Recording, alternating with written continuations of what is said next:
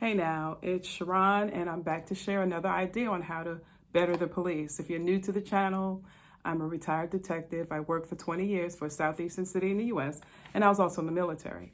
I'm sharing my experiences, perspectives, and my opinion in hopes of sitting at this table called social media and providing some ideas or just getting people to think differently about policing and how we can make it better. I have a plan. I put it together. It's all written out, and I'm sharing this plan on this platform.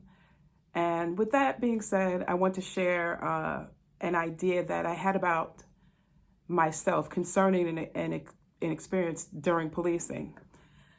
I call it investigative eyes. On my very first team, a specialized team that I was a part of, I was the shield person. And we trained with SWAT. We did some training with, I want to say, the fire department. We did all types of training. And I remember feeling almost invincible. And that was excessive pride. But I didn't recognize it as excessive pride. I thought, I was highly trained. I went to all these trainings. I exercised. I was in great shape. I was the shield person. I think there was only one other female on the department that held that position, the shield position. And so I had this idea that, I was good. I wore the badge, I was good. And I have to go back. Okay, my mom told me that I started walking at around 7 months. And she said I was nosy. And I think that's where the investigative part came in. She said I was very nosy, wanted to know everything. As I got older, I want to know, and I'm going to research what you told me, so to speak. And so in the very first unit I worked with, we would go out in what they call the black van. And I got the nickname of SIA, not CIA, but SIA, see it all. We turned the corner and I'm scanning and I could see who dropped what, and we're rolling up and we're doing what we need to do, right? I made detective, what we call investigator down here. And I was good at interviewing and detecting, people, deception, if you will. I thought about how we would do traffic stops and I'd watch behavior, and then we'd always get the money or the guns and the dope. Okay, I'm thinking I'm bad, right? But I never used the investigative eyes to look at myself until one day we were doing a warrant. I'll never forget this. It took us a while to get into the house. And I remember it took more than a minute to get through the burglar bar doors. And we could see the guy sitting on the couch, I believe. And then he disappeared. But we were still banging on the door. We used a tool to get in. And as soon as we got in, he was gone. And I remember thinking to myself, the line, they're pushing me. And so we're going through the house. It's kind of like a long house. So we're looking. We go all the way to the back door, and there's a white pit bull outside. And I think the dog's name was Cocaine. Blue eyes, or a blue eye and a red eye. The dog looked fierce. We get to the back door, and I don't see this guy. And so, mind you, I have the shield, and I turn around, and I could see all the heads of the team and the door, and the guy is behind the door.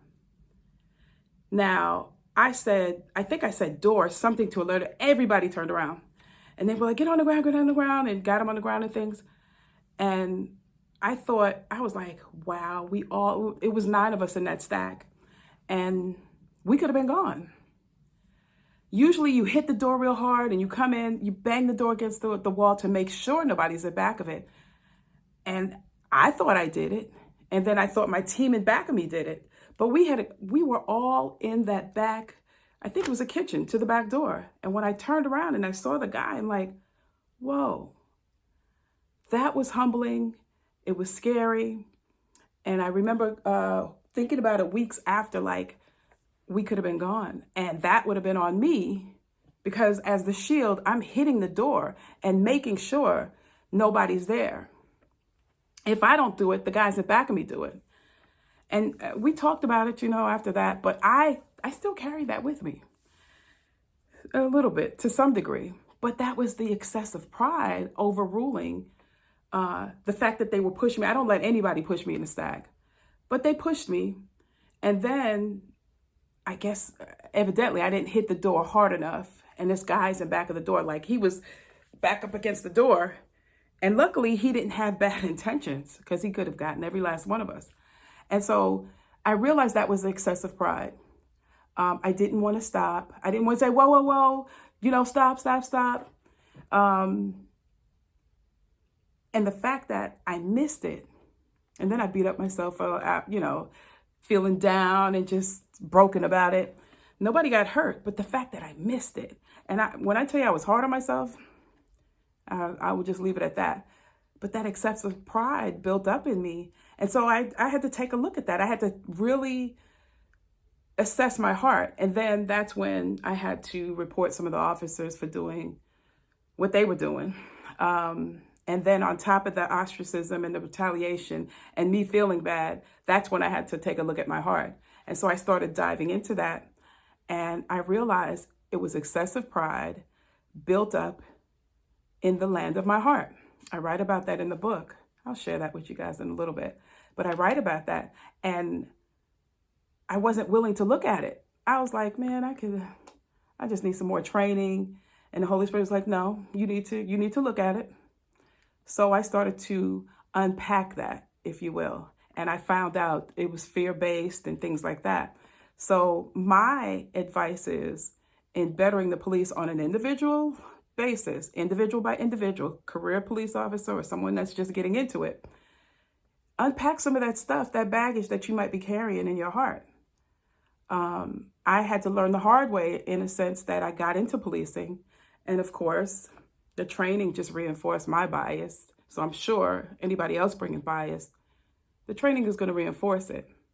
But if you truly mean to better yourself and the community that you're policing, you're going to have to do that heart check and do that deep dive into some of the things that may look like pride, but it's excessive. All right. I want to share that little bit with you. Check your heart for excessive pride, because under it is probably going to be a foundation of fear. And that's all I want to share with you guys. Take a look at our online store. The link is in the description. I created some notebooks. The links for those in the description. And I'll see you next week. And always remember, you don't necessarily have to go through a thing to learn from it. Talk to you guys later. Bye.